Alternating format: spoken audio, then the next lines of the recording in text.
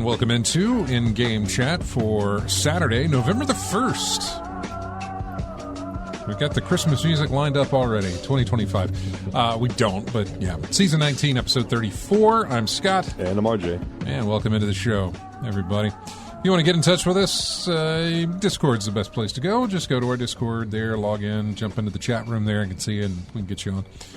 If you want to do that, check out ingamechat.net for all the links to get in touch with us. You can find us on Twitter, In-Game Chat. You can find us on Blue Sky, In-Game Chat. You can find us on Facebook, In-Game Chat. You can also email us, everyone, at ingamechat.net. Streaming right now on Twitch. Go to twitch.tv, search for In-Game Chat, and you'll be able to find us right there. Or you can go to our website, go all the way to the bottom. There's links for everything that I just mentioned, all at our website, ingamechat.net. The N is spelled I-N, not the letter N. Somebody mentioned that to me a long time ago, actually. They couldn't find us. Why? Well, I kept typing in the letter N, game chat. I was like, oh, this is not that. It is a word, not the letter. So anyway, welcome into the show. I don't know. Oh, yeah, this. Hey, you know what? I don't have Twitch set up here, and I need to do that. Let me do that to get that out of the way. Which is odd that I would remember that, because everybody in the chat room normally tells me, hey, don't forget to do the clapboard. And so you jump into our Twitch, because I've been here forever and I completely forgot to set this thing up. Well, I say I forgot to set it up. We're streaming right now. It's fine. I just forgot to jump into the chat room myself so I can see how everything is going. Well, our stream is excellent. That's great. And there's everybody. Hello. Thank you. Wonderful to see everyone here. Okay. Jump into what we played, right? That's what we normally do. Yep. So, and I always start with you, man. So, RJ, what have you been playing? Lately, I've been playing a lot of the of MLB The Show 25. Started a new road to the show. Had all the new features and everything lined up, so I started going into that.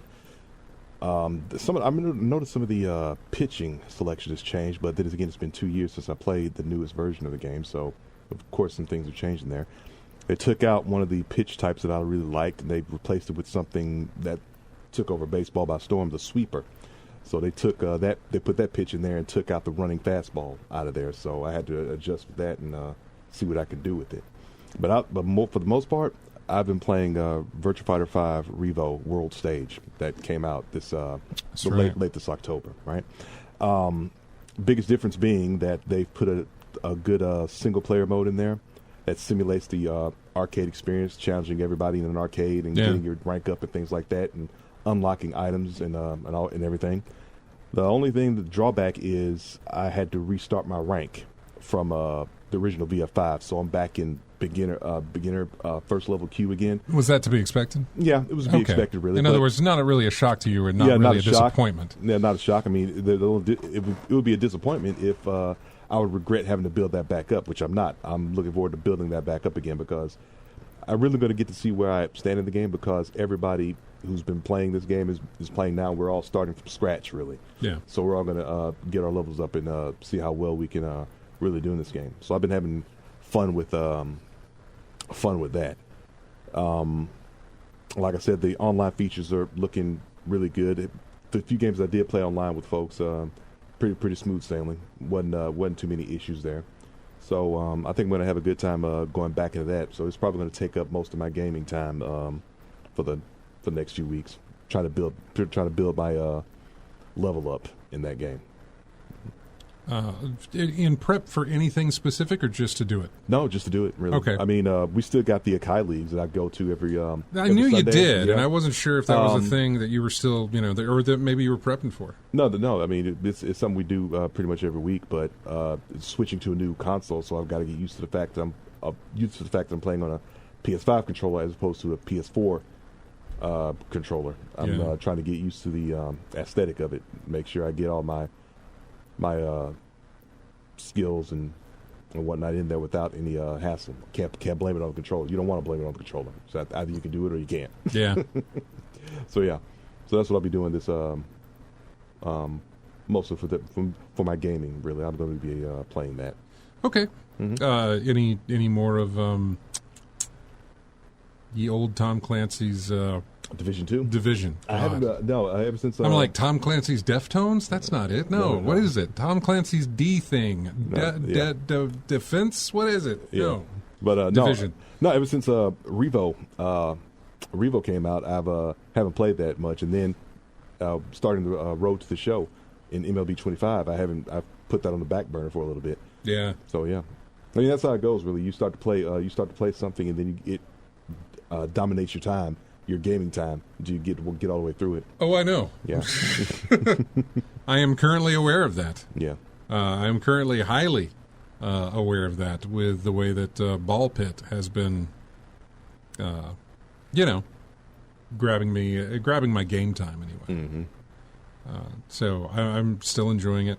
I was completely wrong about the number. We talked about it, and I was like, "Oh, there's okay, so there's 3 rows, or no, it's a row of 3, and there's this many of them." And I was doing all this calculation in my head. No, because the very last row leaves 1 empty, so there's only 2 on the last row. Mm-hmm. So I think it's only like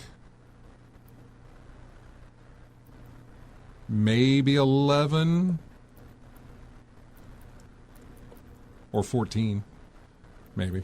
Mm-hmm. It's actually not as many as I thought it was. At least I say that, and I could be wrong. No, I didn't bring my deck.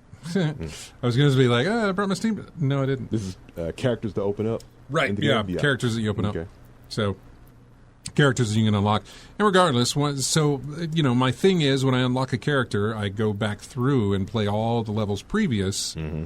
Because when you do that, it increases a buff. Each stage that you complete gives you like a little temple type thing that you plant in your base. Yeah. So you put the temple down in your base, and it provides a buff to your characters. And the more characters you defeat the level with, increases the buff or whatever it is, the advantage that it gives you. Mm-hmm. And each stage gives you some sort of, temple that has some sort of stat increase, stat buff type of thing. So yeah, it behooves you to go through and do that. The more the merrier, right? It really is. It really is. And I keep unlocking new blueprints, and blueprints are just each stage has a certain set amount, of blueprints. And credit to the developers for putting text on the level select screen that tells you have this many blueprints in this stage to find. You know what I'm saying? Yeah. This stage has this many, and as you collect them, that number goes down. And when there are no blueprints there, it's just you can play the level, but it doesn't tell you that there's any blueprints left to be found, which is great. I'm pleased with that because, God, I would just sit there like, where's this thing, Mm-hmm. Because reading forums and stuff, I hear of all the different buildings that you can get and the buffs that they do and things like that. And so it's nice to know that each level has a description of you have 7 blueprints left to find. I say to find. It's not like you're looking for them. It's RNG. It just shows up. As you play through, it just shows up. And going through each stage, beating them with all the different characters, you eventually find them all. Mm-hmm. And so I'm still going through. Ball Pit. Still having a bunch of fun with the game. Mm-hmm. Really, just enjoying every bit of it. Even the difficult parts, where. So I have the ability now to take 2 characters into a run. You start out, you can only take 1 character through a level. Mm-hmm. Now I have the ability to take 2. Some of their synergies don't work. Some of their synergies work very well. Mm-hmm. Now, I'm more of an efficient type player with things, so I don't like to waste. In other words, when I'm going back through levels and I can pick 2 characters, I'm picking 2 characters that haven't beaten that level before. I don't want to go in with one that has and one that hasn't. Mm-hmm. I would rather knock out 2 with 1 run than have to run 2 runs with, That's just me, and I'm not saying it's stupid because I'm sure it's other people as well. It's a little hard-headed for how many times I go through a level with like the same characters and trying to find a synergy that works together. Yeah, I'm about to say you're going to have to. It kind of forces the issue of running characters multiple times, even though you've done it before, because you got to find the right synergy for each one. So yeah, Correct. you're gonna have to make that run whether you Yeah, dislike it or last not. night I must have ran a level, I don't know how many times, with the same two characters. Mm-hmm. You know, I ran it once and I focused on DPS, if you want to call that. Mm-hmm. It's not necessarily DPS, but whatever. I focused on damage. Mm-hmm. It's like, let's get some good damage going on. And and you start out and I'm like, boy, I'm killing it. You know, first boss comes, and that's when you have three bosses. There's two minis and then one final boss. Mm-hmm. That first mini boss, given that the way the two characters work together, really started getting me backed up. In other words, more rows of enemies started building up behind this boss because of the way my characters weren't necessarily working together. And I thought, man. So, you know, the next run, it's like, all right, let's focus on health. You know, I can continuously, you know, batter this dude as long as I don't die. You die, your game's over. So let's find a way to stay alive. And I focused on, you know, health. Still didn't get there. Mm-hmm. Eventually, and God knows what it was because I do not remember. But eventually, I stumbled upon something that got me through to the end of that level with those two characters. Mm-hmm. Which doing so unlocks more characters, and it's like, well, I just got to go through this level again with these two new characters that I've unlocked now, which I didn't do. But you know, I got to go back and do that. And I've still got, I think, probably three or four more characters unlocked. Mm-hmm. Going through it, but I've still got, I'm not sure how many more levels I've got, but there's quite a few. And I know there's a New Game Plus afterwards. Mm-hmm. And I also know that you can run each level on a faster mode and then a faster mode, and I believe another fast plus mode that you can go through. I'm not saying I will, but I am saying I will if there's an achievement attached to it. Mm-hmm. Not because I'm necessarily achievement hunting on this, but you get to a certain point in the game where you're like, you know what? That's all I have left to do. Let me try and do that, you know? And I can get that achievement for it. And maybe you only have to do one run at a super fast speed, not the whole thing, something like that. So I don't know. I really haven't worried about getting to the end of the game so much as I've just worried about enjoying my time with it right now until I get to the end of the game. And then I can decide what to do. I feel like, you know, reading forums and stuff, I feel like a lot of people are like, hey, I finished the game, I might go back and do New Game Plus, and it's just like, yeah, but how much of it did you finish, you know? Yeah. There's going through the entire levels, all the different levels, and beating the final level and calling it a day, or calling you know, well, finish the game, I'm good. But there's also like, well, yeah, but did you unlock all the different things that are already unlocked? Did you go through and grab other characters? Did you raise your stats any? Did you know, expand your base building? Did you and to, not just to their credit, but just to get this out of the way, play games the way you want to play games. I'm not saying that way is wrong. I'm just saying, for me, I spent $15 on it, maybe 13, I don't know. I'm going to squeeze every bit of that $15, $13, whatever I paid for, completely out of it. One, because I just enjoy the game. And then two, because it's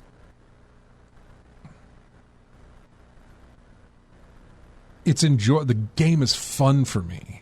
And so I don't want to get through. You know how I am. Like when I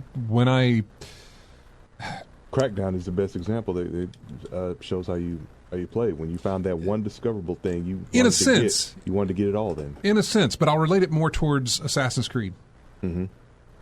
Specifically, Assassin's Creed 4 Black Flag with the pirate stuff. Yeah, that was your favorite, wasn't it? It was my favorite. Yeah. Although there's a hard second with Syndicate because of the Victorian setting and dealing with like Spring Hill Jack and Jack the Ripper and all these other things. It was good stuff. Really like that. However, let me relate it to Assassin's Creed because it's something I've talked about here. I have the option in Assassin's Creed to just play the story. But once I am done with that story, I lose all motivation to do any of that stuff that's side questy. You know what I mean? Yeah, that's usually the fate of story games. You have to be played one time. There's really nothing in there that makes you want to play it right a second time. It is going through the story and finishing the story, but still being able to go through and finish up side quests and things like that don't have a pull for me, because I consider everything I'm doing as a build-up to the end. Well, you got to think about what side quests are for in those story games, to build up a level. So I feel like it, so you could build up to an end. Yeah, that's it. So that's how I treat everything when I play that. It is a build up to an end. And so, in a sense, what I'm doing here with Ball Pit is it is a build up to an end. And I worry, even though there's a new game plus, I worry that going through there and finishing it will sink my motivation to say, well, now let's go through it and do it with this character. Now let me go back through it and do it on New Game Plus, or whatever the case may be. So it's one of those things, and this is probably why I play games the way I play games, which is let me do as much as I can. There does come a point where I say, I'm really tired of doing this. Let me just go ahead and finish the story. I'm right there at the door. Let's just go ahead, knock it open, and finish this off. Even though I haven't finished all my side quests, I feel like I'm done, And so let's wrap this up. So, and there's been times that I've done that. I'm not near that with Ball Pit, mainly because the levels go by pretty fast, A run takes less than 15 minutes, mostly around 10, sometimes less than that, depending, especially now because I've built up all the bases that I've built inside and what they're doing. They've and upgraded those bases. They are upgrading my stats. Every building in your base is something related to a benefit to you as a player, whether it is getting you more resources at the base, whether it is getting you more choices. Like I said, I have one that lets me take in 2 characters at the same time. I have one that lets me pick another bonus ball type thing before the game even starts. I have one that lets me select a passive bonus before the game even starts. So, and from what I've heard, there's even one that will gather resources for you while the game is offline. In other words, when you're not running the game, you're still earning resources. I have not unlocked that building yet, but I really look forward to it because my resources are running kind of low. Was it this morning maybe? Sometime recently I expanded my base. My base. In other words, you start with a very small, like 4x4 square of land, and then you can purchase squares around that to make it to expand. But each time you purchase, it's like 400, and you're like, okay, here's 400. Boom. Well, then the next one's going to be 800 to buy, then 1,600, and blah, blah, blah. And I'm not saying it doubles every single time, but it does increase every single purchase. Stuff's going to add up. It does. After a while. It does add up. I mean, just recently, earlier this week, I think, I was getting some upgrades, and I was like, ooh, I'm going to upgrade this stuff. And I started going cha-ching, cha-ching, cha-ching, and it got to the point where it's like, you don't have enough money. Normally, I don't have enough of either the wood, the stone, or the wheat. But I absolutely had run out of gold because I was just like, ooh, upgrade. Yeah, ran out of gold. So now, you earn this stuff fast, though. You really, really do. Especially the further you get into it, you earn this stuff very, very fast. So anyway, really enjoying Ball Pit. That is my game. I don't want to say obsession, but that is the one that I'm focused on the most currently right now. I'm still playing Marvel Snap. Season's about to wrap up. Just fine by me. I was never big into the Marvel Zombies season. Marvel Zombies I'm very big into. I enjoyed that series. And when I say series, I mean comic books. I haven't watched the animated thing. But the comic stories I was very into. This, what they're using them for in the game, I'm like, the cards don't seem worth having.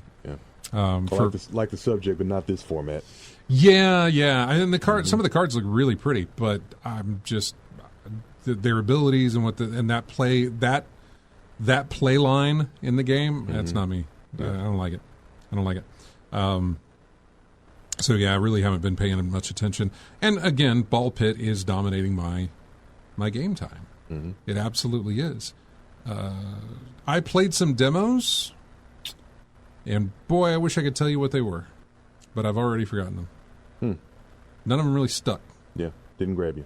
Nah, Yeah, not really. that's the point of a demo, to grab you. If it doesn't grab you, well, It does, and outside, that's out of mind. that's the way I was playing it, because I would fire it up, I'd play it, and as soon as I got the idea of what this was, and I if it stuck, if it was like, oh, this is what it is, okay, I'll keep going. How about the genre? You remember the genre? Was it a puzzle game, a little side quest, side scroll, or something like that? Don't remember now. Yeah. God, I really don't, because Yeah.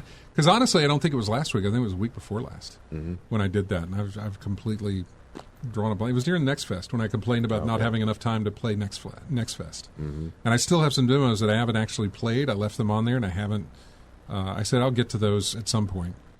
Well, I still haven't gotten to them, so I don't know if they're any good or not. I feel like I played something else, but I don't think so. I did fire up my Xbox Game Pass just to see what was there. I fired up my Xbox Game Pass and realized that I now have access to, speaking of Assassin's Creed, a bunch of Ubisoft titles are in my Game Pass thing. Because I synced it with my Ubisoft account or whatever. And so it recognized, like, oh, yeah, here's all your Ubisoft stuff. That is also on Game Pass that you can play. So that was kind of cool. But yeah, that is pretty much it. That is pretty much all I played. It's just been Ball Pit. I've looked at a couple of games. There was a good one for Halloween just recently, and I am drawing a blank on it. It's on my wish list, but I'm now drawing. It's like the Seance of something Manor or something like that. I can't remember. Sounds like a puzzler. Right? Yeah. No. Yeah. Exactly. It's exactly one of those puzzlers, and that's my thing. Love me some puzzles, but no, that's been it for me. I am kind of, the meme of the guy and the girl walking down, and he's looking back at the other girl that they walked past or whatever. yeah. So yeah, that's me in Ball Pit, and then Arc Riders came by, and I'm like, what was that? Yeah. What is that? Arc Riders? What is that? Anybody interested in Arc Riders? I'm curious. I'm hearing a lot of things. Duke's on playing Battlefield 6. Fubal's playing Frostpunk. Great game. Spigot's on. He's playing Ball Pit right now. I'm looking at the Discord server thing. He's playing Ball Pit. So I was just going to see if anybody was playing Arc Riders. Is it Raiders? I thought it was Riders. It's probably Riders. Yeah. Let's see. I don't know much about it other than it looks like it's an extraction looter shooter type thing. The one with the 70s logo. Yeah, The one that looks like Atari. Yes. Yeah. Yeah. Raiders. Arc Raiders. It's Raiders. Yeah. Arc Raiders. So.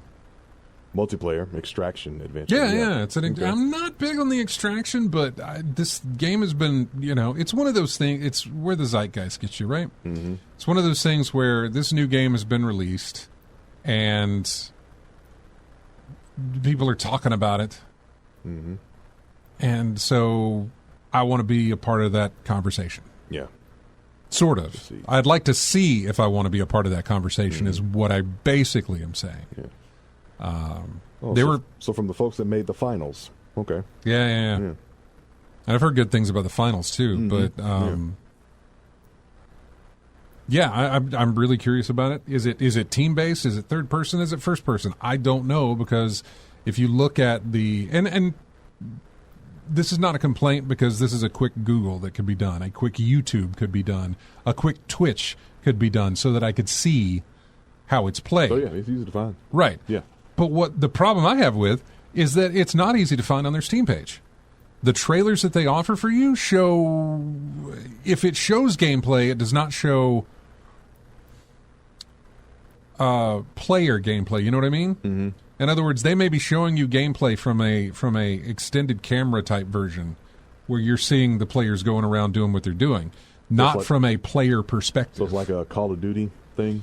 Well, yeah, and you know what Call of Duty, but Call of Duty, right? But you know what Call of Duty is. But when you've seen the videos of it, it's always like cutscenes or little Oh, things yeah. that's or whatnot. It's always- it's not like actual Yeah. multiplayer gameplay. Hardly- which is what people play the game for. Yeah, of they course. hardly show gameplay, but then again, it's Call of Duty. You know, the You know what you're gameplay getting. is- Yeah, you know what you're getting. The name alone, it just evokes the gameplay that it is. But Arc Raiders, like you mentioned, on the Steam page, there's no mention of, is it first-person shooter? There could be in the reviews. I would have to go way down and look in the reviews. Maybe there's a mention there. I did look at some of them, but I don't remember any of them saying that.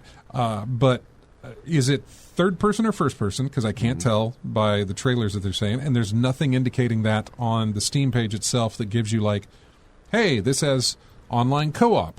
This has controller support. This has cloud saves. This has family sharing. Nothing on there tells me this is first person. This is third person. This is, this is team co-op, or give me some stuff. Because if it's team-based extraction shooter, I'm even more in on that. If it's solo-based extraction shooter, or at least has the option to be solo-based, that's also good. I'd rather play with friends. That's why I look at Helldivers. I'd play with friends. It's three of you trying to do a thing against an AI enemy. Sure. Arc Raiders is completely PvP, but is it team-based PvP? Does it have the option to be team-based PvP? Is it also, can you do solo PvP with it? I don't know. And for $30, I'm not really there to find out until I can find that out before I throw in the 30. You know what I mean? Yeah. I think it's 30. It might be 40, but Oh, it says 40. yeah, On 40. Steam, yeah. My bad. I give myself a 10% discount in my head, or $10 discount. Just looking up some stuff here. Let's see. You'll probably find out. Came out October 30th. Embark Studios, like I said, people who made the finals. It says And the finals is first. shooter. Huh? It says third-person shooter in genre. All right. The But finals was a first-person is first shooter. person. Yeah. Exactly. So I can't go on past dev. Past works. Yeah. Yeah, past developer works. So thank you for pointing that out. Third-person shooter. Huh. Division's first person? The Division. It switches, doesn't it? No, it's third person. It's always third person. Yeah. Okay. I don't know. That's one I'll have to look into. I'm not. A lot of the times I see stuff like this, and I'm like, are you trying to fill a Destiny-sized hole in your gaming desire? You know what I mean? Well, there was plenty of games out before Arc Raiders that would have done that. Right, but they've all failed. They've all not done very well. Yeah. Yeah. I thought the finals might be one because it is first person, and I had heard good things about it, but I never really got into it. Arc Raiders, I don't know. We'll see. I don't believe that I am trying to. Like I said, I don't think I am trying to find that fill that hole. But to be perfectly honest, there is some anxiety with that, actually. I mean, they're going to get in the psychology of game playing here for just a second, but when games like this spark my interest, I have a little bit of anxiety of, it's kind of a love-hate. Like, I hope that succeeds, and I hope it's what I want from it. I hope it does fill the Destiny need. And at the same time, I'm scared of it doing that because of what Destiny did to me previous. You know? Is it going down the rabbit hole type thing? Yeah. Do I want to be locked into a game like that again, like I was with Destiny? For as long as you were with Destiny. Right. Yeah. I look for it, and I want to find it, but then I'm also scared of, the dog chasing the car. What am I going to do if I get it? I'm scared of having that pull in me. And by the way, this is not some sort of... This does not run my life. This is not ruin. I'm not laying awake at night thinking like, oh, God, I hope this isn't a Destiny thing. I'm not. But when I do see a new game like this, when something attracts me to the way that something like this has, Ball Pit doesn't do that. Spider-Man doesn't do that. only something like this that looks like it could go a long way does that to me. Mm-hmm. For solo, single player games, story driven games, puzzle games, roguelites, all these other little things that I do, they don't have that pull. They don't have that effect. They don't have that feeling. Racing titles, yeah. Yeah. They're not doing that to me. Mm-hmm. Arc Raiders did. The Finals did. What was another one? Helldivers kind of did, but luckily that has smoothed out and gone away. The desire to be in there and do that again. So the team thing, really what you were looking for? Yeah, well, the team thing was the best part about Destiny, really. Yeah. And this is certainly just nothing but PvP, Arc Raiders is. So there is no single-player type stuff for me to go through. There is no story. But that didn't work for Call of Duty before you did it. The team aspect, because there's plenty of team aspects in Call of Duty. Capture the flag, stuff like that, yeah. Yeah, and I want to say it was more to do with none of my friends were doing that. Oh, okay, yeah. In other words, the friend group, we stuck with that first Modern Warfare, the beta. Yeah. For Modern Warfare, it was Call of Duty 4 Modern Warfare. This is going 10 years ago, maybe even more. Further than that, actually. I hate, the older you get, the weirder time spacing gets. Just say a while back, you got it covered. I mean, a while back. Yeah. Long time ago. We were all there. There was so many of us. The 360 was kind of new for everybody, the Xbox 360. It was also online. It was putting people online because nobody was doing the PC thing. I mean, they were, but not like what it was. We had far more people on our home consoles playing games online together than we did on our PCs playing games online together. And the Modern Warfare beta coming in and letting people play that with, I think 3 maps, and we didn't care. We ran that thing into the ground with just 3 maps. Much less when the game released. We were all there when that happened too, and we played a ton of it. And I think we all got our fill. Because the next game in the series, which I don't remember what it was, maybe it was Modern Warfare 2, I'm not sure. But whatever the next game was that followed in that series, nobody was there for. Some may have. But with each iteration of the game, the player base dropped off. And by that I mean the player base of me and my friends dropped off from playing that.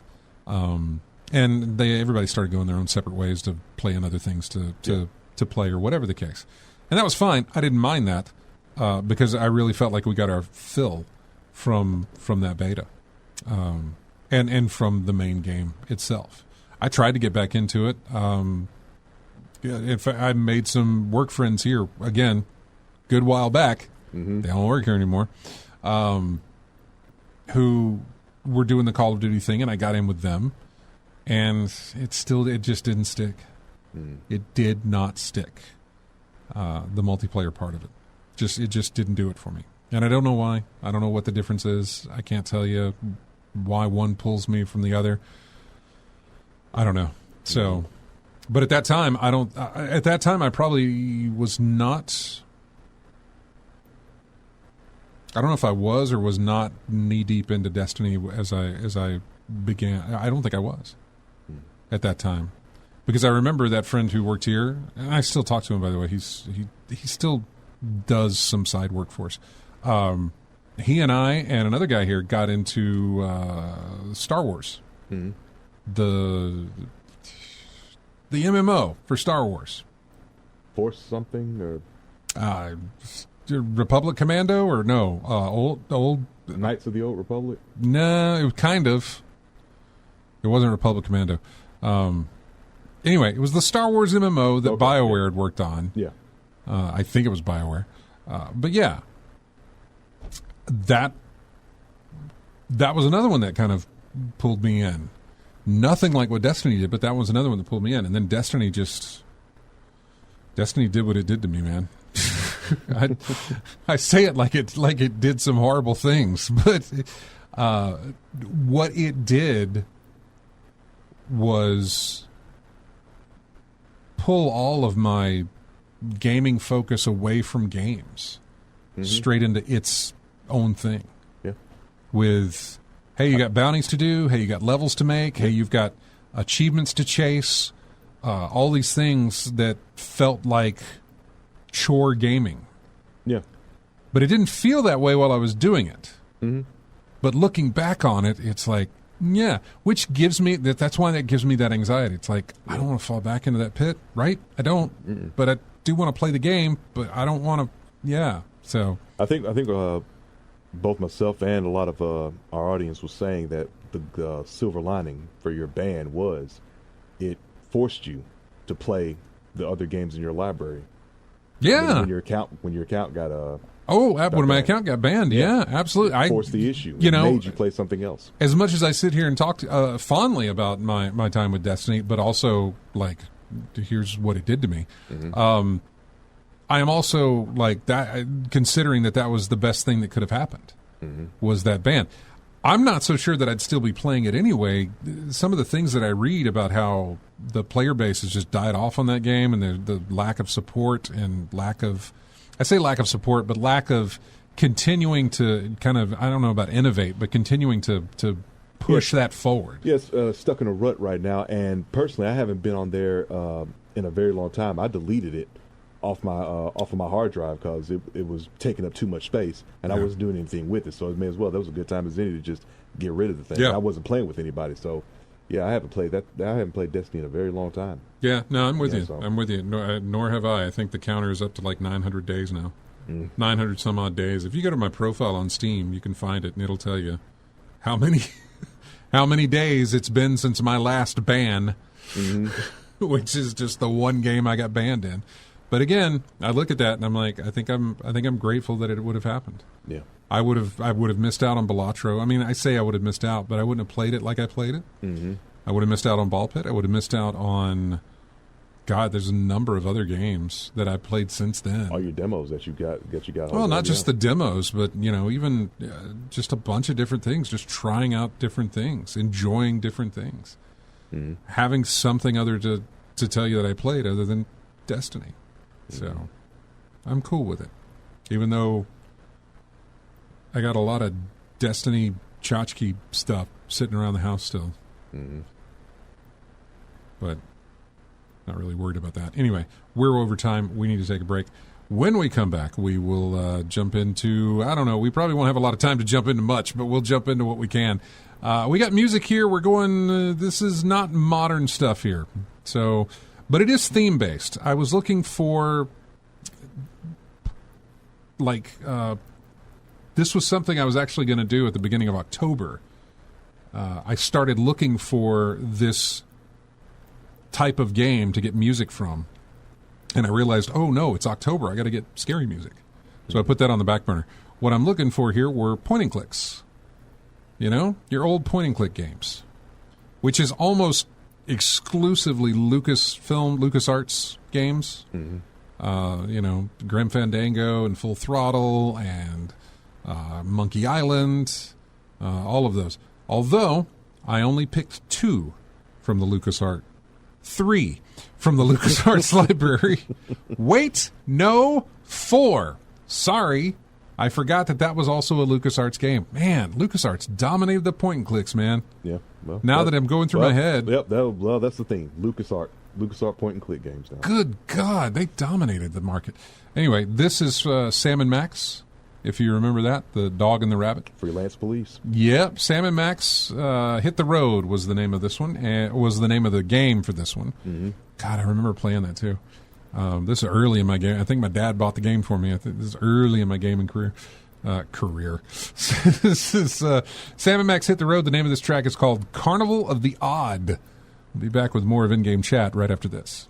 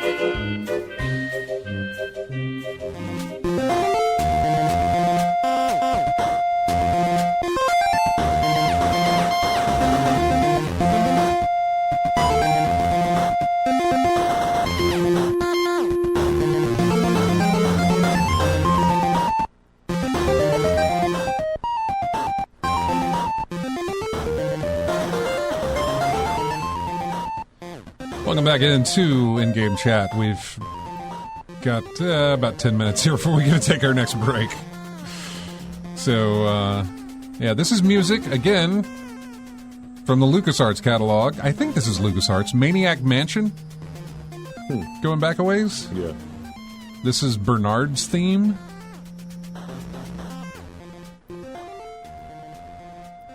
This is actually what kicked off...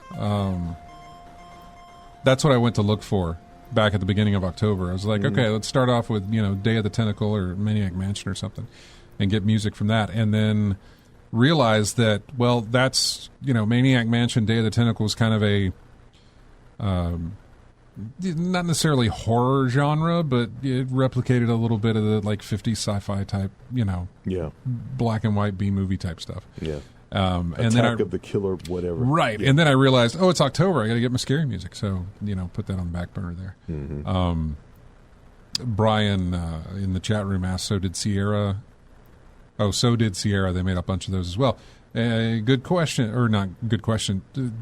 Good statement pointing that out because I did use, there's a King's Quest in here. I know I came across King's Quest. And so I think it's also in here as well. In the track listing here for what we're doing. So, and yeah, Lethal Migraine says that's now a professional gamer. Yeah, that's right. My gaming career. Yeah, that thing I've made a ton of money off of, playing video games, which has not happened at all. Yeah, some have.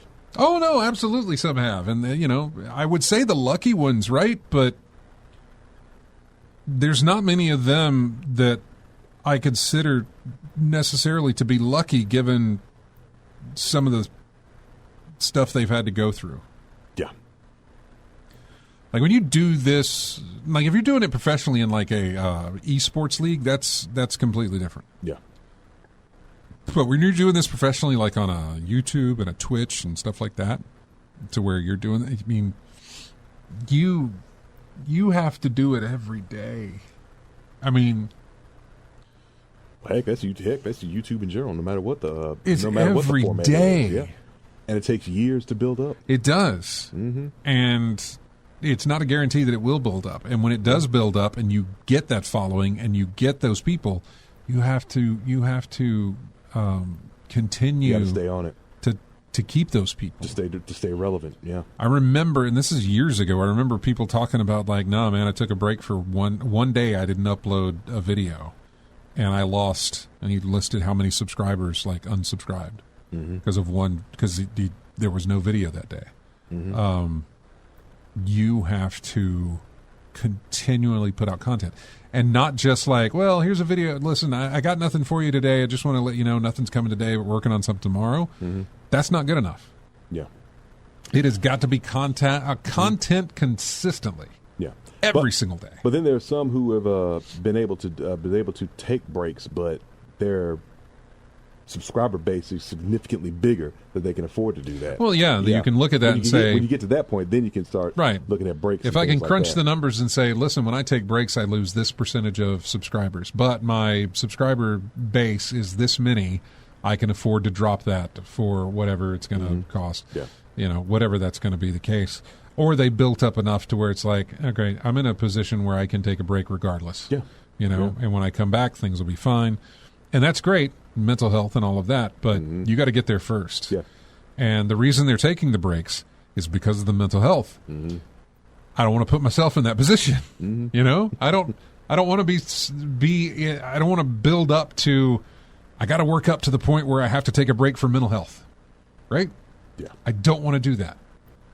But that's essentially your goal as a YouTuber.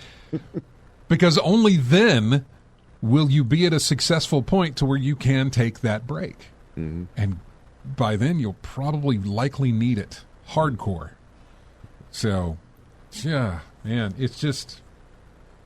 I was there, man. I was there. I was watching people do it. I was watching it happen. I was looking at it, and I thought, all right, let's see what goes into it. And luckily for me, I had the ability to talk to some people who see what goes into it. And the more I talked to them, the more I was like, that's not what I want to do. That's not something I want to get into. It's not. That doesn't sound like a fun life. And then I'd hear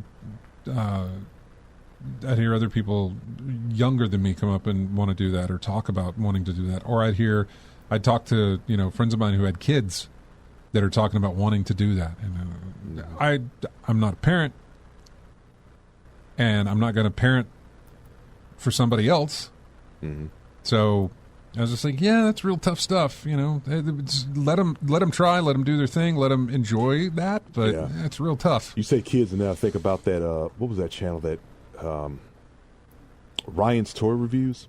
I have no idea. Yeah, there was a kid who was doing toy reviews, and he got really big, and then that channel blew up, and then something happened. I want to say something with mismanagement or something that was going on with there.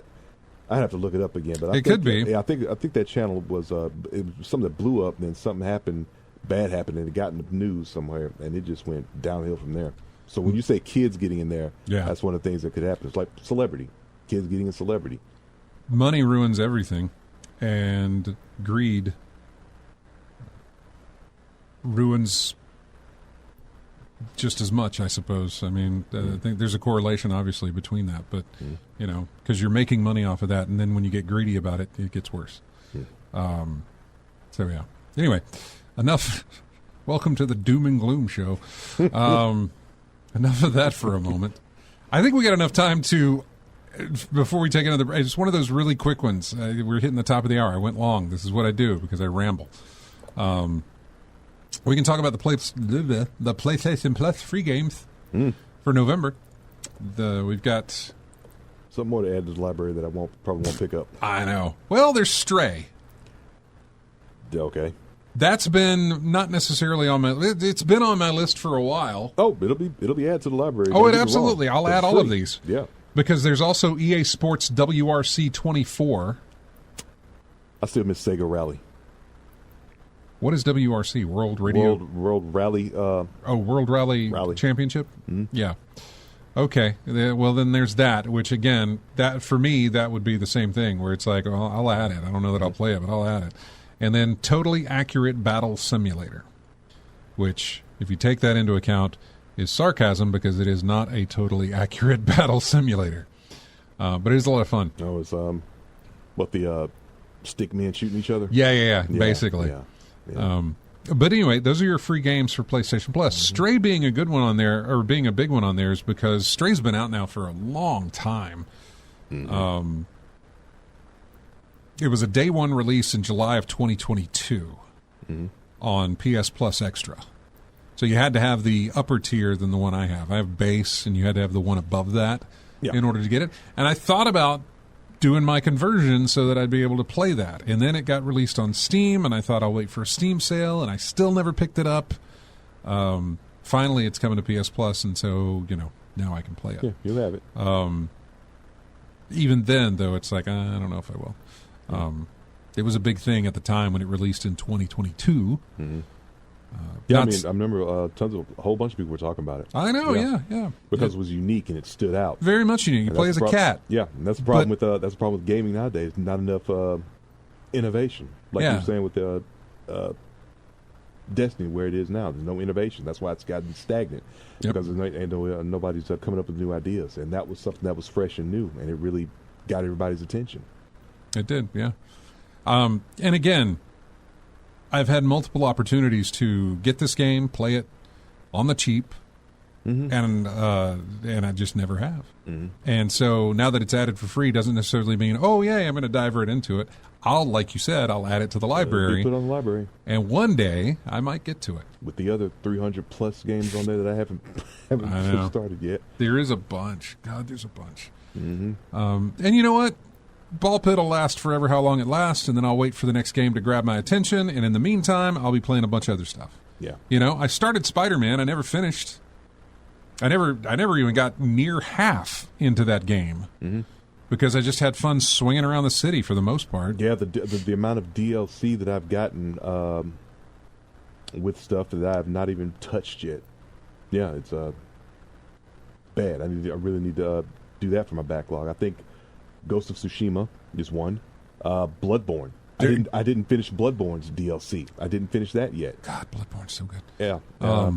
Ghost is another one that I need to finish, or at least play, because I have that on PC now, and so I could go through that. That's another one that I could jump into at some point when when my current obsession subsides. There's a lot. There's a bunch. There's a bunch there waiting for me when I get there, and there's a bunch that are still yet to be released that will be waiting for me when I get there. I don't want to have this thing go off because we're about to hit the top of the hour. Yeah. There's other stuff in the news that we're going to go over and try to anyway. So we'll be talking. There's also a lot of job losses. I know that's what we kind of ended on last week, talking about Ubisoft's whatever that stupid boardroom term was for voluntarily transitioning your position. Fired. Yeah. We got a couple other companies that are doing the same. Well, they're not doing the same thing. Nobody's doing what Ubisoft was doing, but they are laying people off. And so we got a couple of games that are doing that as well, or a couple of dev studios that are doing that. Are you looking for what it was called? Yeah. Voluntary Career Transition Program. And with that, we're going to have a voluntarily shift in focus and go to our ads. Yeah. This is music not from a LucasArts game. Hallelujah. This is from a game series that I actually never played. Part of me is thinking that James may have recommended this. It's the Gabriel Knight series. This is going back a good ways. Okay. Anyway, this is from Gabriel Knight 2. It is the subtitle of Gabriel Knight 2 was Beast Within, and this is the main theme for that game. So we'll be back with more of in-game chat right after this.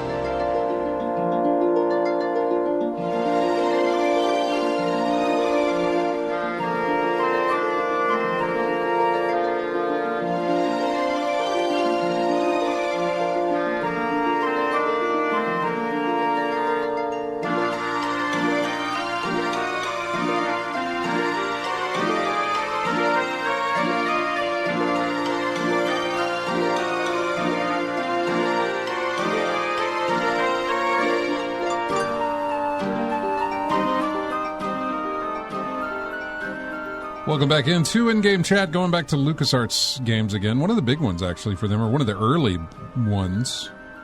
Loom. Loom. Loom. Mm-hmm. Yeah. It's the main theme for that game. All right, welcome into the second hour of the show. Looking at the chat room here. AC Wraith says, I love Gabriel Knight. I still need to finish the third game, though. Over the years, I somehow managed to start playing right when my hard drive was giving out twice.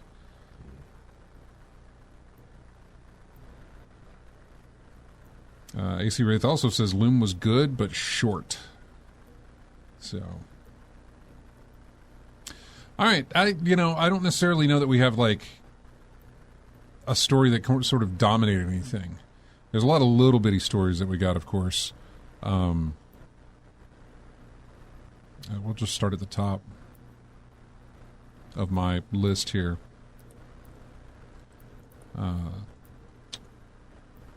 Something that... His name's Matt Booty, and I know I'm going to laugh at that just because, well, it's my nature. It was an interview. He's president of Xbox Game Content.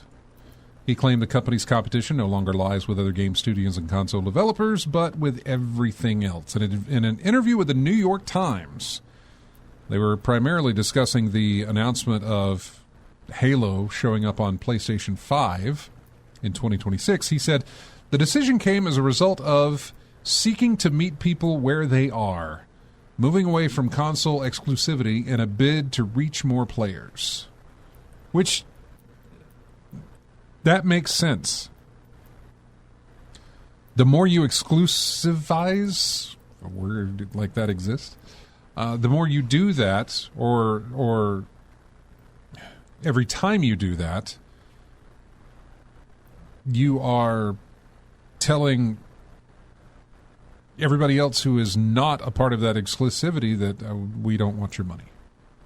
You know? You're it's not necessarily that you're shunning them, because I don't think they look at it that way. No, they don't look at it that way, but really, I mean, it's I think I've said it before, when's the last time you had a game move a console that you recall? Oh man, Mario moved consoles. Halo moved consoles. Mm-hmm. Yeah, Halo did. Yeah, yeah, Halo absolutely moved consoles. See, I haven't felt that in the gaming market for a while. A game that single-handedly just moves consoles, because Right. you know how I feel about consoles. I'm not going to get a console for one game. I know. You need to build a library first before I'm going to pick up that console. Halo was able yeah. to do that, though. Yeah, Halo was able to do that. Yeah. Mario usually was able to do that, but for the longest time, and now it's not even a thing. Used to be, when a new Nintendo console released, there was a Mario game that either came with it or was released at the same time. Mm-hmm. It just does not happen like that much anymore. The Switch released with a Zelda launch. The Switch 2 released with, you could call that a Mario game if you call it Mario Kart. It's Mario Kart. But in the same sense, it was a kart game. It wasn't like a standalone Mario game, but still, the GameCube released without a Mario title. It had a Luigi title, but it did not have a Mario push. The Wii didn't have a Mario title when it launched. It had a Zelda title. Well, the Wii actually had the sports title, which was the big thing. No, The Wii's selling point wasn't a single game. The Wii's selling point was the motion control. That moved consoles. The peripheral, the motion control, that sort of thing. That's what moved the Wii consoles. But you don't have a lot. Xbox had one with that, but I can't tell you that Sony had one. Their answer, I suppose, would have been Crash Bandicoot, but that didn't move consoles. That didn't move them like Halo did. Sonic didn't move Sega's like Mario did, if you want to compare the two. I want to say Dreamcast launched with Sonic Adventure. Sonic Adventure. There were numerous titles at launch. Well, no. Yeah. Like, all systems have launch titles, yes. Yeah.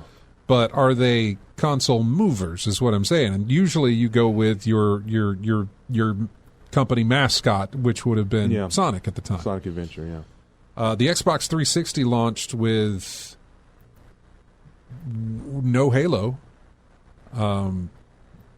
I'm not sure what the game would have been.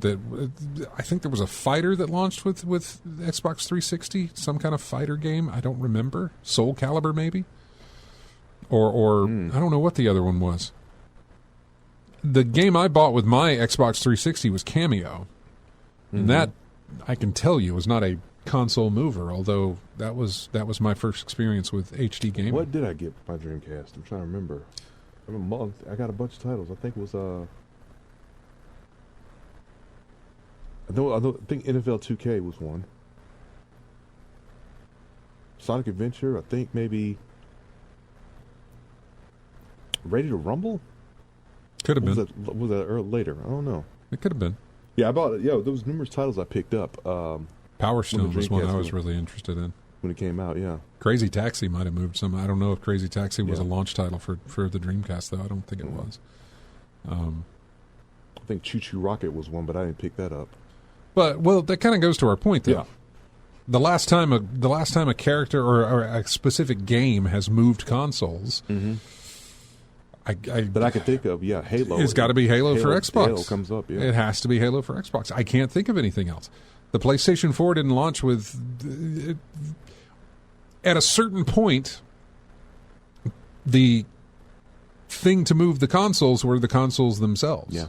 Like, ooh, we have all this power and it looks really good, and we're going to have all these games that are going to be coming out with it, so you need to get this machine. Yeah. I mean, I like playing Bayonetta. But the reason I'm not playing 2 and 3 is because it's on a console that I'm not picking up. Yeah. You don't have enough on there for me, so, yeah. No, I get it. So the last time you've had a console mover, I guess, would probably be that. Unless, and, let me check chat because somebody could have thrown something in there. I don't see anything. Yeah, I get you, Lethal. I know what you're saying there. We're just trying to think of the games that have been released that have been sort of the game that make you want to buy the console. The killer app, as they used to call it. Anyway, we're seeking to meet people where they are. So when you stop with the exclusivity part of things, then you get more money out of it. This is something that should be very easy to understand, but apparently it's not to some people. I don't know why. Tomb Raider, when they did their exclusivity with Xbox, and they said, poor sales. Well, yeah, you limited it to one console. Yeah. Titanfall was another one. The first Titanfall got a PC release and an Xbox release, but did not get anything else. You go meet them where they are. Exactly. Yeah. Folks were clamoring for that game too, weren't they? For Titanfall? Titanfall? Or was it 2? I don't know. I mean, we were clamoring for Titanfall 2 because Titanfall was really, really fun, and Titanfall 2 didn't hit with the impact that the first game hit, even though it got a multi-platform release. Yeah. However, don't let that fool you in what I'm saying when I say that, because that game is very, very good story-wise. It's a really good game. They took a single-player aspect of a game that really didn't need one and wasn't even the draw of the first one, the single-player aspect. And they threw in a single-player story for Titanfall 2 that it worked really, really well.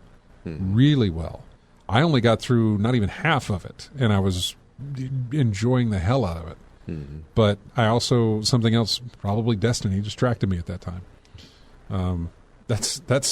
It is my scapegoat for everything. I was probably playing Destiny at the time. It's very likely I was. That's likely the case.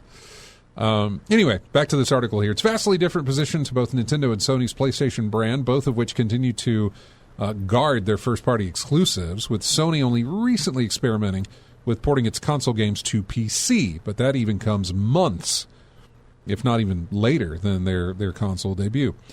Commenting on over 9,000 employees laid off from the company during the summer, which Microsoft told Eurogamer was necessary to position the company and teams for success in dynamic marketplace, beep boop, Mr. Boyd speak.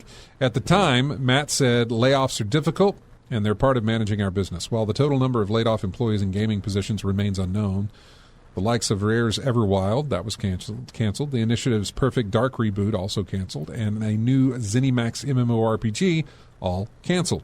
Roughly 200 staff from Candy Crush developer King were laid off and have reportedly been replaced by the AI tools that they helped build. The team at Turn 10 Studios behind Forza is also reportedly no more. And the knock-on effect has also resulted in funding being cut for Romero Games' next project, though contrary to reports, that studio is not closed. Yesterday, Microsoft confirmed that the Halo series is coming to PlayStation 5 in a new demo, debuted, blah, blah, described. So, yeah. But the line that he said was that our biggest competition isn't another console. It is everything from TikTok to movies, said the Xbox Games president person. TikTok being one of their things, movies being... Yeah, all media is your competition. Entertainment. Yes. Anything that's going to draw your attention away from your product is your competition. I remember, and it took a while, I think, for this to kind of, I want to say, sink in. But I remember years and years and years ago, we heard that it was Nintendo or somebody said, you know what our competition is? Cell phones. And at that point, I was not necessarily buying into that or not buying into it. I just couldn't relate in the sense that, I don't play games on my cell phone. Yeah. But once you look at the numbers, which we will be once January rolls around, we'll be looking at the revenue for 2025, and your number one revenue generator will be a mobile game, or just will be the mobile games industry. It will be your number one. And when that started to show up more and more, that's when I realized, yeah, of course, they're right. Yeah. The mobile games industry is massive, is dominating. And in a sense, that is who they're chasing. That is who their competition is the little digital thing in your hand, which, again, you go back to that, and it's like, well, that's where you got the Steam Deck. That's where you're getting the Xbox Legion thing, whatever the handheld Xbox thing that's being done. Those, I don't know if those are considered mobile gaming, though. It's handheld, yeah. But when I say mobile gaming, I'm thinking it's a game you play on your tablet or your phone. Yeah, the I don't know. Gaming on the go. Well, that would be, to me, that sounds like a handheld, like the Steam Deck or something like that. Right. Or, But when they say mobile gaming, they're not including Switch titles. They're not talking about that. Even though the Switch is a portable console, they're not talking about that. They're talking about your games that are on your phone. And it took me a while. We need another title. Yeah. Yeah. Paid for games, or well, they're all paid for, but you know what I mean. Pay to win. Whatever. It's all, Yeah. it's all subscription based. It seems, but then again, that's not an exclusive to your mobile gaming. That's almost the DNA of games nowadays. Like, we can release a single player, but we won't make any money off it unless we figure out a way to make them continue to pay. Yeah. Afterwards, we got to find out what they want to pay for, so that we can make more money off of this title. Because we will not recoup our losses releasing it as is. We gotta add something in there for them to continue to pay, so that we can get. That's why we have a battle pass and a season pass. That the season passes get bigger and bigger every year. Content updates that you got to pay for, DLC. It's just, it has to continue in order for us to make that money. And that's how they come about it, which is why you just don't see a lot of single-player games getting released anymore. It's got to be a game that's like, oh, you can pay for the digital deluxe and you get the season pass, or you get all the DLC that's going to be released later, or something like that. What was that meme of a picture of an explanation of how video games are sold now, the way you described it? It's like, used to be the day your video game was a complete hamburger. And nowadays you got to pay for the bun, and then the DLC is the beef, and then all the everything other in stuff, between is the extra. All the other stuff you got to buy. Yeah. Yep. To get your full plate. Yep.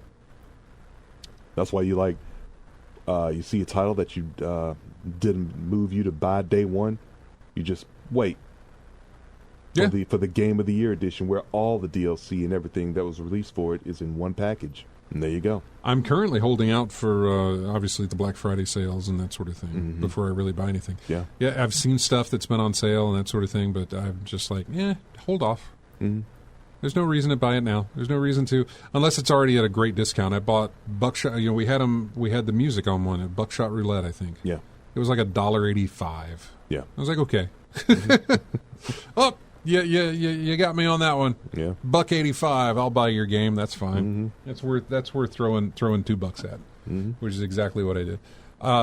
So anyway, yeah, cell phones are a big deal, and you'll find that out when we come to the end of the year or the beginning of next year, and you find out how much revenue is made for that. It is astounding. And I say it's astounding to me. Maybe people who are just mobile game heads, for them it's like, well, yeah, of course it is, because this is how much I spent on gaming on my phone recently. Yeah. But it's hard. It's hard for me to comprehend, man. Well, it's just something we don't. Well, I don't do. Yeah. I mean, I do it I with... think you got Marvel Snap, but Snap, you but- play anything else on the mobile phone besides that? There's a word game, you know. Oh, yeah, Wordle. Yeah. It's kind of a Wordle type game, yeah. It's an app. Wait, you know. I do that on the PC. Wait. Well, I play Okay, Snap yeah. on my PC, too. I can play Snap on Okay, PC. Yeah, I mean, basically, I guess for me, the smartphone is not my ideal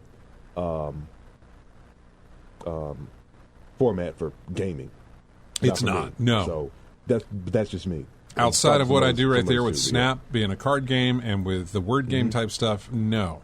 I have seen games that you can download that are like fighters, that are like story modes, that are all these different things. And I'm like, how do you get enjoyment out of that? How on your tiny little screen where your controls are covering up most of it with what you have to do? How I don't know. Oh, $92.5 billion in 2024 for global mobile gaming revenue.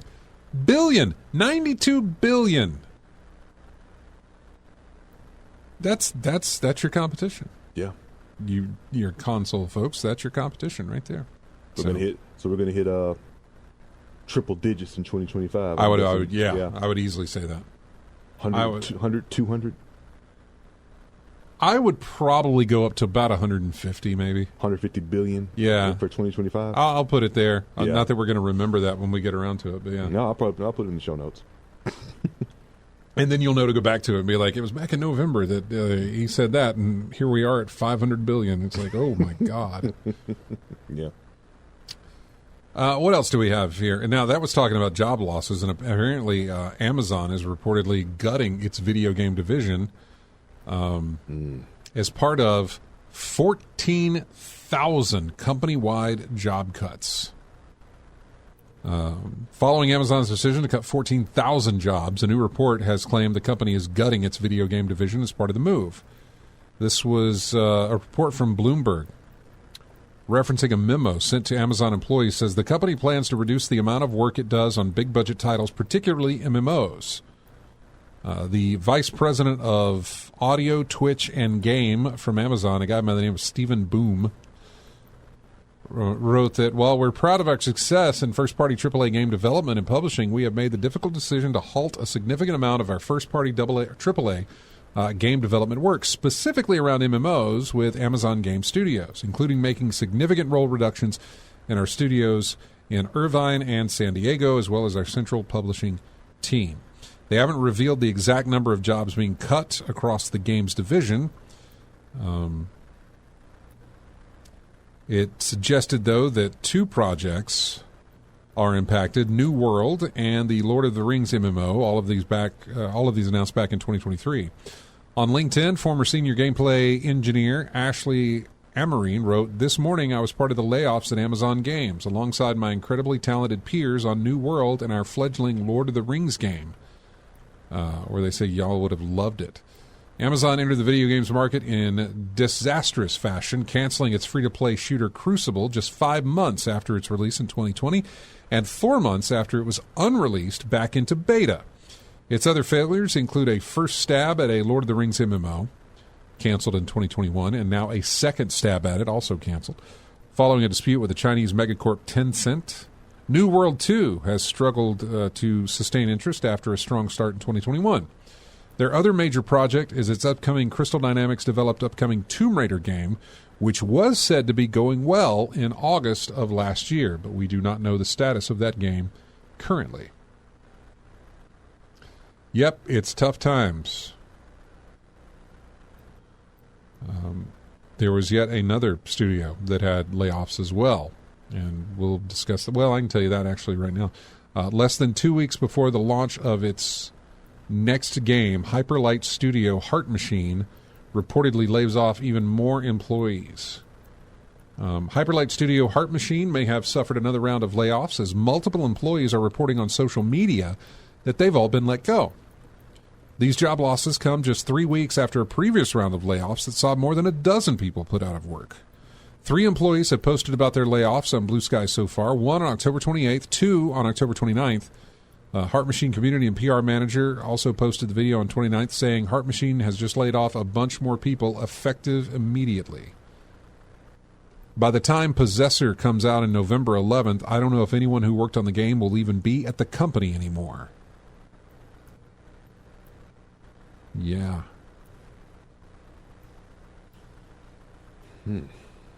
Right before the holidays. Also right before a big game release, and I realize that's typically the case. Just before a game releases, it's like, okay, we're done with you.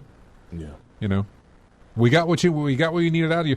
But a lot of times those are just contracted employees anyway. Yeah.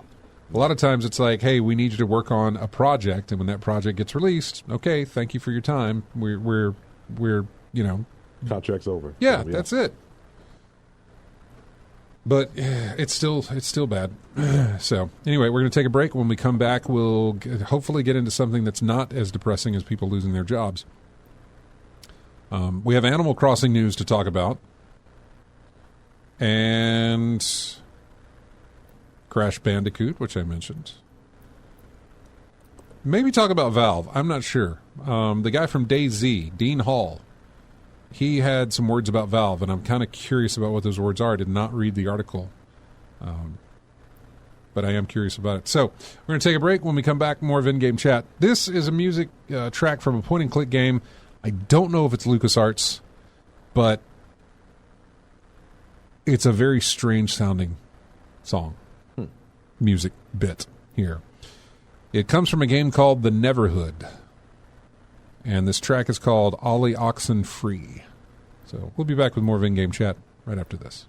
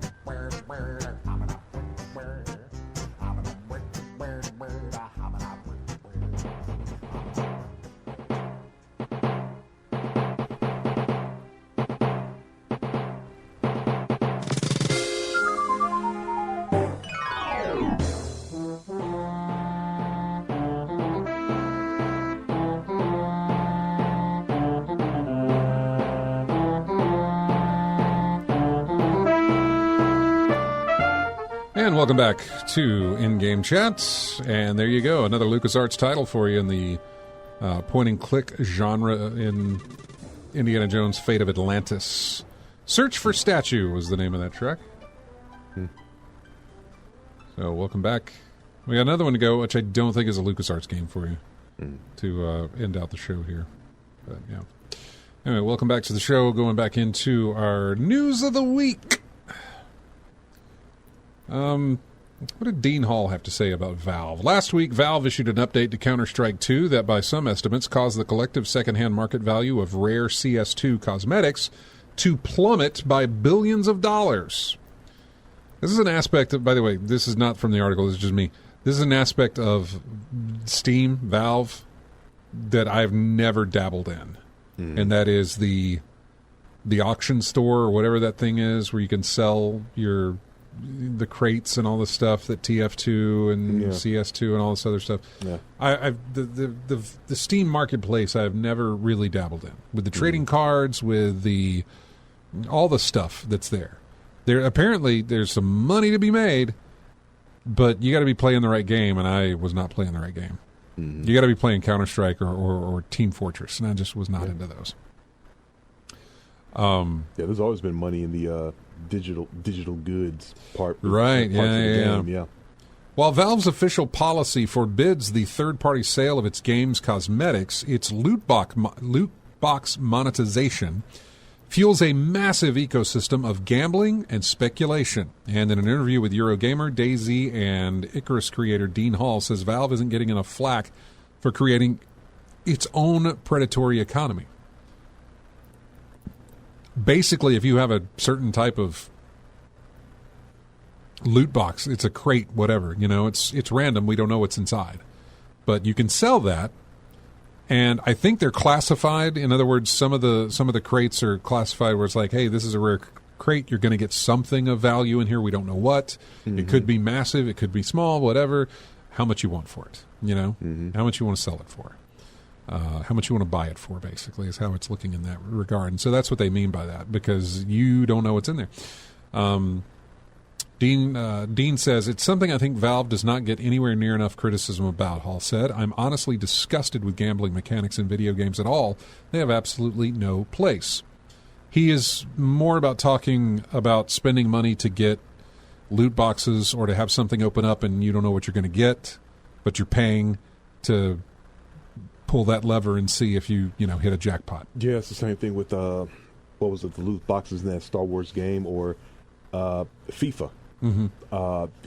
Someone crunched the numbers and got the odds of you getting the treasured item or the card, like a certain player in FIFA. It's like the odds of you going through the things and getting what you wanted was like a 0.002% chance of you actually getting it, or something like that. Yeah, and manufactured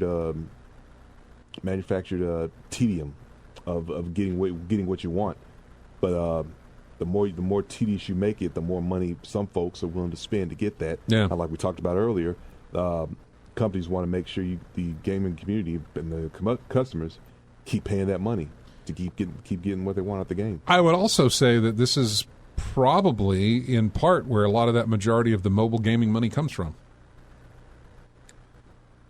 The spending something to possibly get something really good type of thing. Maybe. I don't know.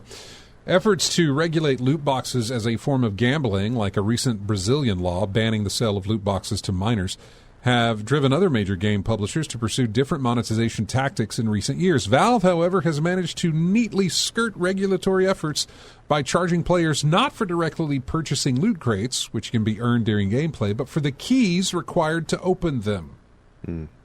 That's right. That's what it was. It wasn't the crates. It was the keys. Because the keys, the more special your key, the more valuable it was. Because the more rare a piece of loot or whatever that it would drop for you from opening it with the thing, whatever. Same thing. Right? Yeah, I know. Same thing. In other words, Valve's monetization logic is that it's not gambling because it's only selling you the lever for the slot machine. For Dean, that's an absurd distinction. My challenge to game developers is that if they think these things are not a problem, they make the data available to universities who are crying out to study this stuff, he said. Rejecting monetization strategies that look, function, and feel a lot like gambling doesn't mean players will always appreciate their alternatives, however. Hall said that even he is frustrated by the paradox model of paid expansion and DLC packs his studio, Rocketworks, chose for its survival game Icarus after moving away from the free-to-play scheme. He said, I agree with a lot of the people who get mad about the DLC approach. I don't really like the Icarus approach. We needed it to survive, he said. I actually think a lot of gamers don't realize that 99% of devs out there are sitting there going, I don't like this. I would point you in the direction of every single developer that worked on Suicide Squad. They did it because they had to, but I don't think they liked any of it. Yeah. For its next game, the shamelessly Kerbal-inspired Kitten Space Agency, Rocketworks, is taking an unconventional path for generating revenue. The game will be free, but players will be able to opt in to payments to support its development. We've got to try something different, and if there's ever a game that deserves trying that, it is Kitten Space. It's a Kerbal Space Program style game, he said. Yeah. That's one game I think maybe we can try and do something different with. We say games can inspire and inspiration should be free, which is kind of a tagline with the Kitten Space Agency. Valve, meanwhile, hasn't always gone without criticism for its monetization practices.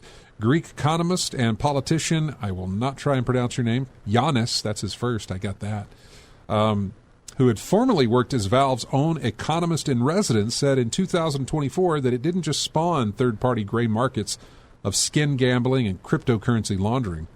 Its efforts to rein in those activities, he said, helped usher in what he calls our current age of techno-feudalism, in which major corporations extract rents from algorithmic fiefdoms where they alone dictate the terms of exchange. One way or another, TF2 hats have a lot to answer for. Yeah, that was it. Team Fortress 2 stuff, man. I remember that. Hats. Team Fortress might have been the game that pulled everybody away from Modern Warfare, by the way. You remember when I was talking about how we were all doing Modern Warfare? Yeah. I think a lot of people, once that was done, they moved over to the PC and were playing Team Fortress. Or Team Fortress 2 Team at Fortress the time 2, yeah. when that released. I got in on that. It didn't pull. Yeah. You know?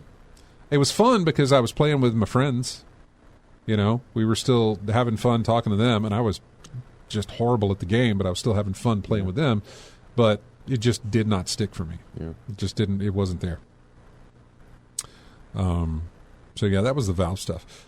Crash Bandicoot is getting its own animated series on Netflix. I'm still watching that Splinter Cell Netflix series, and I'm really, really enjoying it. I know we talked about it last week. I realized I was only 2 episodes in. I think I'm 3 now. But it is good. I have enjoyed it. I'm sort of sipping it like a really good mug of coffee or something, where it's just taking my time with it because I'm enjoying it, and I could burn through it real easily. The episodes are short. 20 minutes? Under 30.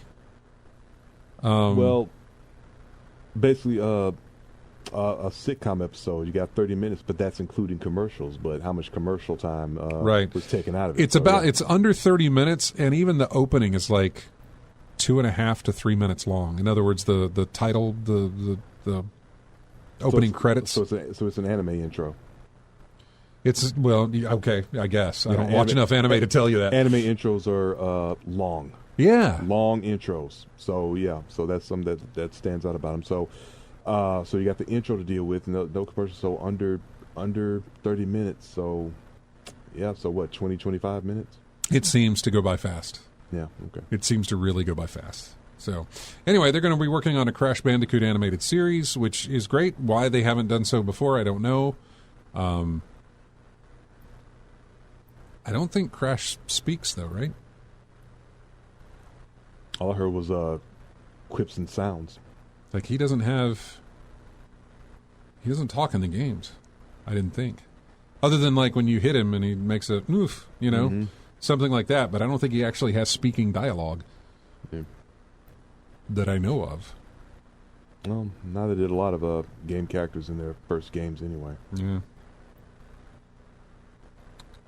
Animal Crossing. Why not talk about Animal Crossing? Because God knows I haven't played the thing in forever. Nintendo has brought Animal Crossing New Horizons back into the big time with a Switch 2 edition and a free update to the base game. Both of these will launch January 15th, 2026, with pre-orders coming soon. The Switch 2 edition features new features like... new features? Why don't you just say the Switch 2 edition has new features? Like, sorry, you're writing that. Why would you say features, new features? Anyway, Switch 2 edition will have higher resolution visuals with the frame rate capped at 30 frames per second. It'll come with mouse controls, an in-game megaphone that uses the system's built-in microphone, online play for up to 12 players, and camera play, whatever that might be. The free update for the base game, meanwhile, features a new resort hotel, new themed items and characters, extra exclusives like Slumber Island for Nintendo Switch Online members, and more. The content of this update can be played in both versions of the game from January the 15th. Nintendo said that Switch 2 players can buy digital or physical versions of the Nintendo Switch 2 edition of Animal Crossing New Horizons when it launches for $65. And if they already have the game for Nintendo Switch, a paid upgrade pack will be available for $5. Pre-orders for the paid upgrade pack are available starting today on the My Nintendo Store and Nintendo eShop. Let's see. Oh, they're going over the list here. Improved resolution, 4K, and TV mode. That's going to look cool. You can locate residents by calling their names using the in-game megaphone item and the built-in Nintendo Switch 2 microphone. Join 12-player sessions for online sessions if everyone is playing the Nintendo Switch 2 edition. And you can play with friends via camera play. Connect a compatible USB camera and see their reactions in-game while exploring your island together. They'll also receive new features to experience, including a resort hotel's grand opening, A resort hotel is opening on the pier.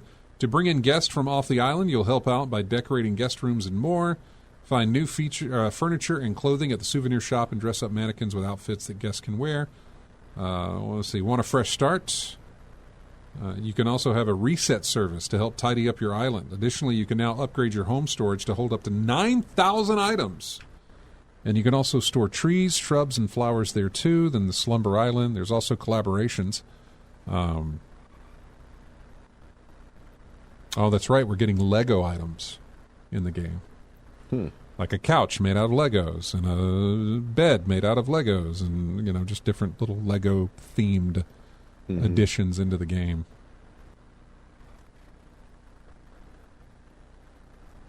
So, yeah. Okay, good. They haven't completely forgot about Animal Crossing. You got to put that Lego Game Boy in there. Ha! I'd be surprised if it wasn't. I mean, it's a Nintendo property, and they had to go in with Lego to have it done. Yeah. So it would surprise me if it is not there. All right, so that was, let's see that. And then we did the MMO thing. It looks like we've covered everything except for the next-gen Xbox. I may have mentioned this last week that both the next PlayStation and the next Xbox are currently being worked on. So this report comes from, I say it comes from GameSpot, but actually it's out of something from Windows Central. Microsoft revolutionized online multiplayer in the console space with Xbox Live in 2002, and ever since then, playing games online has come at a cost for Xbox owners. That might not be the case going forward with the next-gen Xbox system. Windows Central states that the current plan for the next Xbox specifically to have no paywall for multiplayer. This would be a huge change, by the way, as at least Xbox Game Pass Essential subscription is needed currently for online multiplayer for Xbox at this time. However, Microsoft doesn't charge for access to free-to-play multiplayer games like Fortnite and Call of Duty Warzone, two of the most popular games in the world. Another reason for the possible change comes with the fact that Windows Central reports that the next-gen Xbox will offer a console experience combined with a full Windows PC interface, if desired. As such, like the Xbox ROG Ally handhelds, the next-gen Xbox would then allow access to various PC storefronts such as Steam and Battle.net. If Microsoft were to keep charging for online multiplayer, then the theory goes those owners might just forego the Xbox Store and utilize Steam instead of the device, or instead on the same device. Last week, Xbox President Sarah Bond said that the next Xbox would be a very premium, very high-end curated experience. She also reconfirmed that Xbox was working on new hardware after rumors surfaced that Microsoft might exit the console space. Microsoft is also apparently testing out a free Xbox Cloud gaming plan with ads. That would have players watch a couple of minutes of video ads, for example, before having access to a curated selection of games, or possibly ones that they already own. Last but not least, Halo games will be on PlayStation going forward, starting with the new Halo remake. So, again, more and more, the landscape's a-changing, right? Yep. So, I have something else. I thought I marked something else here that I didn't add to our list, but I marked it today. Oh, yeah. I got two other articles here that were not in our show notes because I just saw them before the show today. One has to do with Rockstar. Apparently they're being accused of the most ruthless act of union busting in the history of the UK games industry after firing dozens of employees who were allegedly attempting to form a union. This is the UK version? It's the A Bloomberg report says that Grand Theft Auto 6 studio Rockstar Games has fired dozens of employees over what Independent Workers of Great Britain Union alleges is a brazen act of union busting. Take-Two Interactive denies that allegation and says the employees were fired for misconduct. The report says that between 30 and 40 Rockstar employees working on multiple offices or in multiple offices in the UK and Canada were fired on October 30th, all of them part of a private trade union chat group on Discord. A IWGB rep told the site that some of the fired employees were members of the union while others were attempting to organize. We will fight for every member to be reinstated. Rockstar's flagrant contempt for the law and the lives of the workers who bring in their billions is an insult to their fans and the global industry. In a statement provided, PC Gamer Take-Two denied the allegations of union busting and said it supported Rockstar's decision to fire the employees. We'll see how that plays out over time. Yeah. And then, interestingly enough, there was a delisting on Steam and Xbox. Monolith's Criminal Origins. Condemned Criminal Origins? Yeah. Origins? Yeah. There's a nice little spooky game, but actually very fun.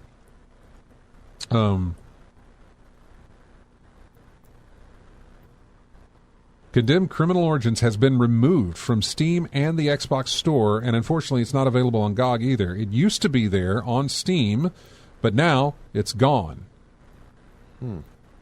You can still pick up a working code on Fanatical, apparently. It's about $14 if you want it. The big obvious question is why? There's no answer currently forthcoming, but quite a few people on social media are hoping that it means we're getting a remaster. That's Sega, isn't it? Yeah, well, I played it on Sega, yeah. Condemned Criminal Origins? That was a Sega title, right? Or a Sega developed produced, game? Yeah, I believe so. Or was it published by Sega? No, it's Monolith who were the developers, but I think it was published by Sega.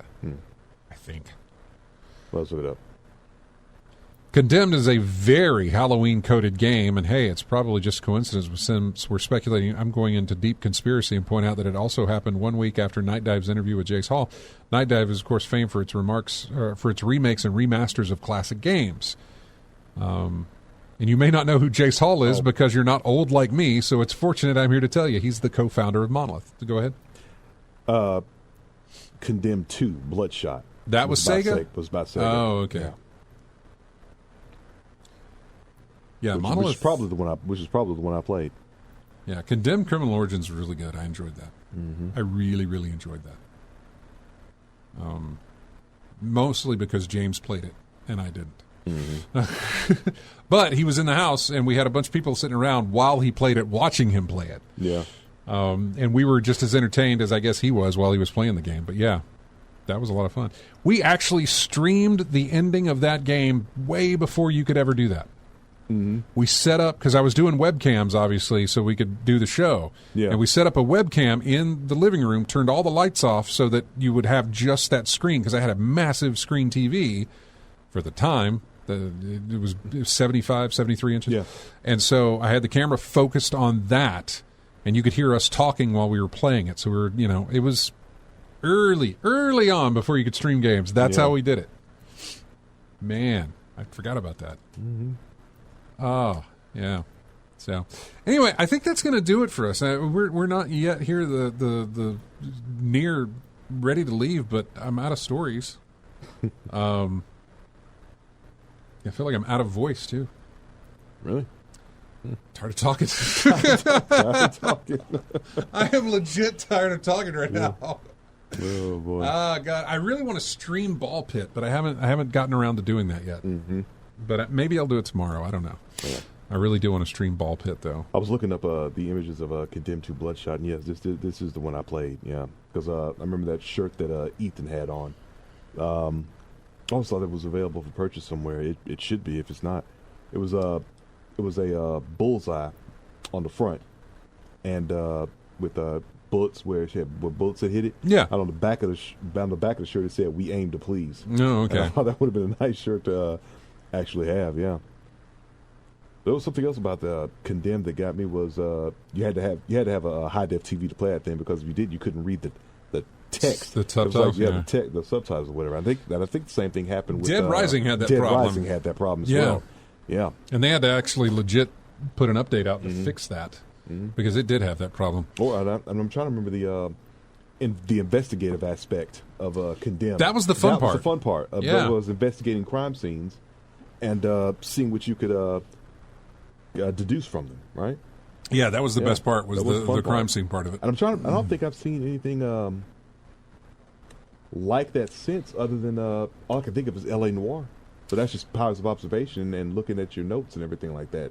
Yeah. Batman, a couple of the Batman games had some like investigative stuff. So detective mode, yeah. Yeah, like but that, it wasn't... it wasn't like what Condemned was. Nothing like in depth. Yeah, nothing not in-depth really. like that. It was very, very hold your hand through it in the Batman stuff. Mm-hmm. Like you could recreate the timeline of like what just happened and that sort of thing, and holographs and images, yeah, and things like that. all that crap. But yeah, it wasn't as good as what Condemned. Condemned was more real world based. Mm-hmm. Like you need to use the luminol and the black light, and you know you need to. You got to find the blood trail. Yeah. Because you're in like darkened rooms and things like that. You can't see anything in there, and you got to get the spectrometer or something and to look around and see what you can find in there. Yeah. So, and I think some people didn't like the supernatural aspect of Condemned 2, but I still had a good time playing the game, and I think I still have it somewhere in my CD wallet somewhere. I could probably still play it now if I could find it. yeah. Mm-hmm. Well, that's going to wrap it up for us, folks. We are done for the week, and we will be back to do it all over again next week as well, and we hope you will be too. Want to thank everybody for joining us. Don't forget to find us up on YouTube and iTunes and everything else, everywhere else that you can find us as well. Going to leave you here with another point-and-click adventure. I don't think it comes from LucasArts, but it's a game called Discworld, and the name of the track is called City Gate. So you guys have a great week, and we will see you next Saturday.